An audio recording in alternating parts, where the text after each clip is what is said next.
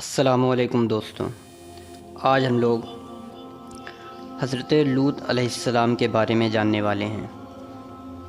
حضرت ابراہیم علیہ السلام کے زمانے میں ہی ایک دوسری بستی میں اللہ پاک نے حضرت لوط علیہ السلام کو اپنا پیغمبر بنا کر بھیجا۔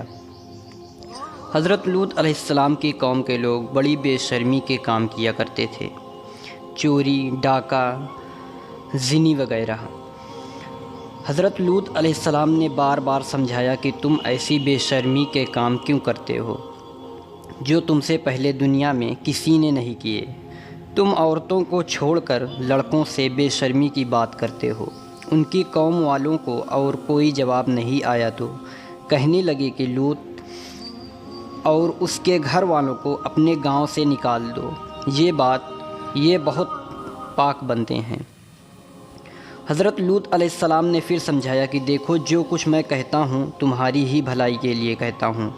میں تم سے یہ نہیں کہتا کہ جو کچھ میں تم کو نصیحت کرتا ہوں اس کے بدلے میں مجھ کو کوئی پیسہ یا مزدوری دو، بلکہ اس کا بدلہ تو مجھے اللہ تعالیٰ دے گا۔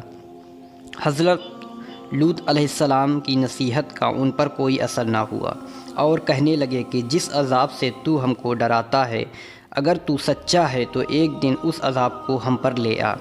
پھر کیا ہوا؟ آخر خدا کا غضب جوش میں آ گیا۔ اللہ نے فرشتوں کو خوبصورت لڑکوں کی شکل میں حضرت لوط علیہ السلام کے مکان پر بھیجا۔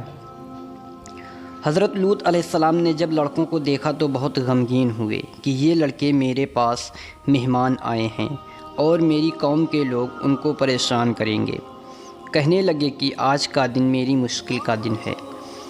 حضرت لوط علیہ السلام کی قوم کے لوگوں نے خوبصورت لڑکوں کو ان کے گھر پر دیکھا تو دوڑتے ہوئے آئے، کیونکہ یہ لوگ پہلے ہی سے برے کام کرتے تھے۔ حضرت لوط علیہ السلام نے ان سے کہا کہ اے میری قوم، خدا سے ڈرو اور میرے مہمانوں کے بارے میں میری غربت خراب نہ کرو۔ تم میری لڑکیوں سے شادی کر لو، کیا تم میں کوئی بھی بھلا مانس نہیں؟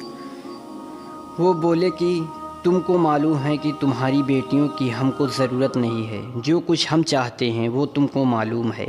حضرت لوط علیہ السلام نے کہا، کاش مجھ میں تمہارے مقابلے کی طاقت ہوتی یا میں کسی مضبوط قلعے میں ہوتا۔ فرشتے جو خوبصورت لڑکوں کی شکل میں آئے تھے، انہوں نے حضرت لوط علیہ السلام کو اتنا غمگین دیکھا تو کہا، اے لوط علیہ السلام، ہم تمہارے رب کی طرف سے بھیجے ہوئے فرشتے ہیں، یہ لوگ آپ تک ہرگز نہیں پہنچ سکتے۔